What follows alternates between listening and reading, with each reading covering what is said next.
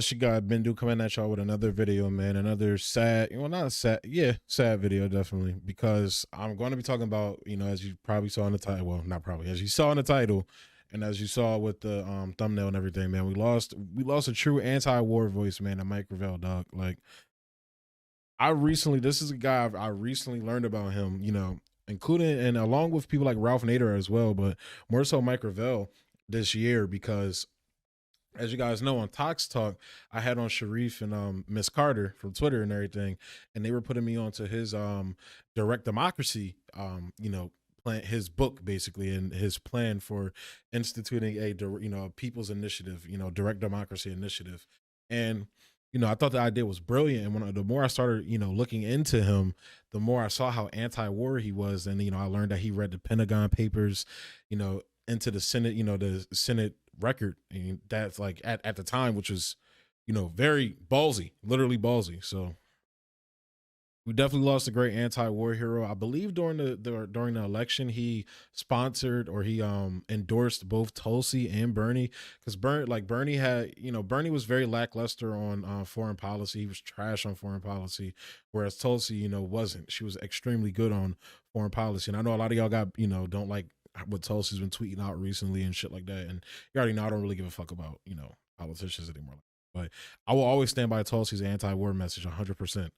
And, as well as Mike Gravel's. But getting back to Mike Gravel, man, I put together my own little like montage and everything like that. So I'm going to go ahead and play that for you. And then I actually found a video from the Gravel Institute that I liked as well. So I'm going to play that at the end and, let that close us out. So, here's my montage I put together, and let's go ahead and get into it. You're right, I made that statement, but that's before I had a chance to stand with them three times. It's like going into the Senate. The first time you get there, you're all excited. My God, how did I ever get here? Then about 6 months later, you say, how the hell did the rest of them get here? And I got to tell you, after standing up with them, some of these people frighten me. They frighten me. When you have mainline candidates that turn around and say that there's nothing off the table with respect to Iran, that's code for using nukes, nuclear devices. I got to tell you, I'm President of the United States. There will be no preemptive wars with nuclear devices. To my mind, it's immoral, and it's been immoral for the last 50 years as part of American foreign policy. Let's use a little moderator discretion here. Senator Gravel, that's a weighty charge. Who on this stage exactly tonight worries you so much? Well, I would say the top-tier ones. The top-tier ones. They made statements. Oh, Joe, I'll include you too. You have a certain arrogance. You want to tell the Iraqis how to run their country. I got to tell you, we should just plain get out. Just plain get out. It's their country. They're asking us to leave, and we insist on staying there. And why not get out? What harm is it going to do? Oh, you hear the statement, well, my God, the soldiers will have died in vain. The entire deaths of Vietnam died in vain. And they're dying in vain right this very second. And you know what's worse than a soldier dying in vain? Is more soldiers dying in vain. That's what's worse. We have no important enemies. What we need to do is to begin to deal with the rest of the world as equals. And we don't do that. We spend more as a nation on defense than all the rest of the world put together. Who are we afraid of? Who are you afraid of? But, Brian, I'm not. And Iraq has never been a threat to us. We invaded them. I mean, it is unbelievable. The military-industrial complex not only controls our government, lock, stock, and barrel, but they control our culture. My name is John. I'm from West Virginia. My question is for Mike Gravel. In one of the previous debates, you said something along the lines of the entire deaths of Vietnam died in vain. How do you expect to win in a country where probably a pretty large chunk of the people voting disagree with that statement and might very well be offended by it? I'd like to know if you plan to defend that statement, or if you're just going to flip-flop. Thanks. John, why would you think I would flip-flop? I've never flip-flopped before, and I like to question. I don't get very many of them. But I'll just tell you, thank you. Has it been fair thus far? I'll tell you, John, it's a set-up question. Our soldiers died in Vietnam in vain. You can now, John, go to Hanoi and get a Baskin-Robbins ice cream cone. That's what you can do. And now we have most favored nation trade. What did all these people die for? What are they dying for right now in Iraq every single day? Let me tell you, there's only one thing worse than a soldier dying in vain. It's more soldiers dying in vain. The people must know the full story of what has occurred over the past 20 years within their government. The story is a terrible one. It is replete with duplicity, connivance against the public and public officials. I know of nothing in our history to equal it for extent of failure and extent of loss in all aspects of the term. We can people, human beings, are being killed as I speak to you tonight, killed as a direct result of policy decisions we as a body have made. Arms are being severed. Metal is crashing through human bodies because of a public policy. This government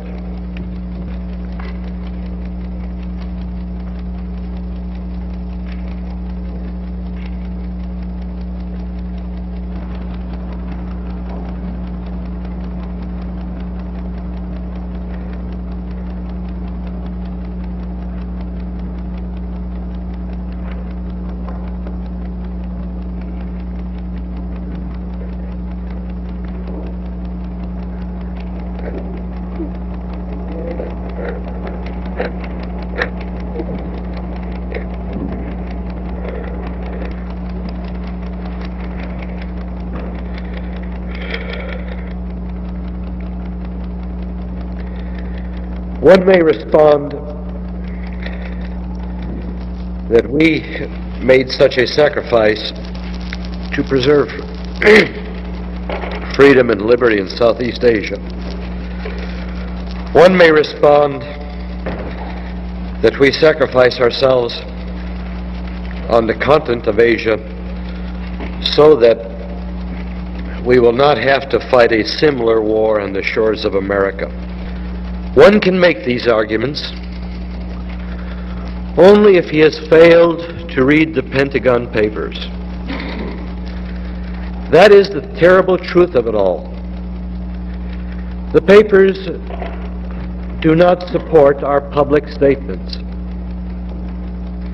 The papers do not support our best intentions. The papers prove that for 20 years, and certainly for the last 10 years, we have been victims of our Southeast Asia policy, not masters of it. Man, so as you saw, there's so many clips. So one of the things I wanted to talk about right away was I just did a video about how Joe Biden is bombing Syria and Iraq again, and specifically how he honed in on Biden with Iraq and talking about, like, coming at you, man, we're supposed to be getting out of there. What's the harm in getting out of there? And he keeps hammering him on that, during the 2008 presidential debate. And, it's just seeing him go, say the things he said. It's almost like, and Jimmy Dore made this comparison on his show, last night, that he had like a personality kind of, especially when he got older, of like a Trump, to where he wasn't afraid to call motherfuckers out on stage and shit like that. But I feel like people at that time definitely were like, they were fed up with Bush, and they thought they saw this first black guy president, potential president. He represented the change that was there. And honestly, look, if Wall Street and the military industrial complex doesn't sign off on you being president, you're not going to become president. And if you do, well, we saw what happened to JFK, because JFK was pretty imperialist when he got into office, but as he started to move towards being more anti-imperialist. And there was this guy on that Crystal and Kyle had on their show, and he was talking about this as well, like JFK being pretty anti-imperialist. But you saw what happened when he started, actually having discussions with Russia and not, chest beating and saber rattling and shit like that. So, but really dug into Biden there. I also put in a clip in there when he was reading the Pentagon Papers, and he just starts crying at, the fuckery the United States was doing to these people in Vietnam, killing civilians, the Agent Orange, all of the chemical weapons we use in there. We talk about Saddam Hussein, Bashar Assad, about his his fictional chemical weapons attack that didn't happen. It didn't happen. Where we don't talk about how, not too long ago, the United States was doing the same type of shit to where you literally have birth defects going on now, and they still do it. Israel does it as well. Israel got caught shooting people with phosphorus bullets. The United States did the same thing. There's literally birth defects in like Afghanistan, where they used, uranium or depleted uranium bullets and shit like that. So crazy, sinister, insidious shit that the United States does. And the fact that we can talk any morality to any other fucking countries is laughable. And if you disagree with me, you're a fucking bootlicker. That's not one of them things like, oh, if you don't agree with me, then you're this, that. No, that's just facts. The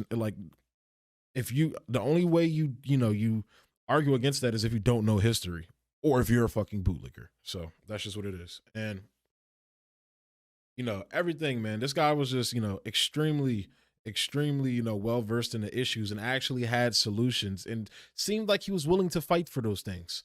So I'm going to go ahead and close the video out. I'm going to come back and actually have my face close the video out, but I wanted to close the video out with this Gravel Institute video that I found pretty dope.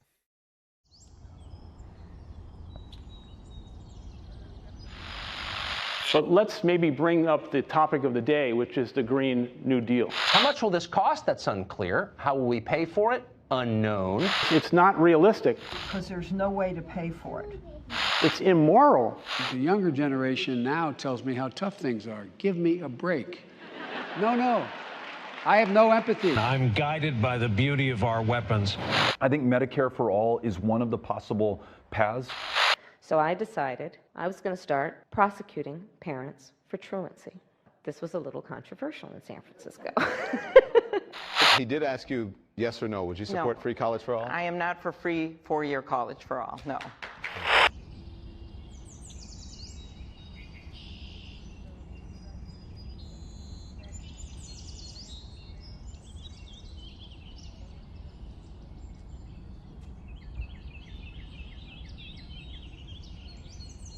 Human beings are being killed as I speak to you tonight, killed as a direct result of policy decisions we as a body have made. This approach of war on drugs has not succeeded. We've spent billions of dollars on it. And we fill up our prisons to the point where we're the embarrassment of the world. We're supposed to be a democracy. We've got more people in prison, 2.3 million people in prison. We spend more as a nation on defense than all the rest of the world put together. This whole nation should be a sanctuary for the world. I'm ashamed as an American to be building a fence on our southern border. That's not the America that I fought for. Our soldiers died in Vietnam in vain. You can now, John, go to Hanoi and get a Baskin-Robbins ice cream cone. Why do they hate us so in so many places around the world? Because we kill so many people wantonly. Oh, Joe, I'll include you too. You have a certain arrogance. You want to tell the Iraqis how to run their country. And we can get off of gasoline in 5 years, and we can get off of carbon in 10 years. All we got to do is want to do it. Just play get out. It's their country. They're asking us to leave, and we insist on staying there. The military-industrial complex not only controls our government, lock, stock, and barrel, but they control our culture.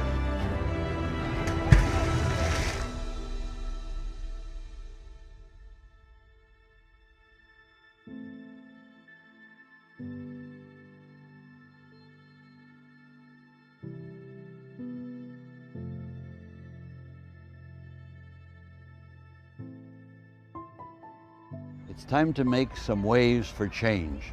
I'm Mike Gravel, and I'm running for president. So yeah, man, as you can see there, that Gravel Institute video sums it up. So I'm gonna go ahead and close the video out there, guys. As always, thanks for tuning in.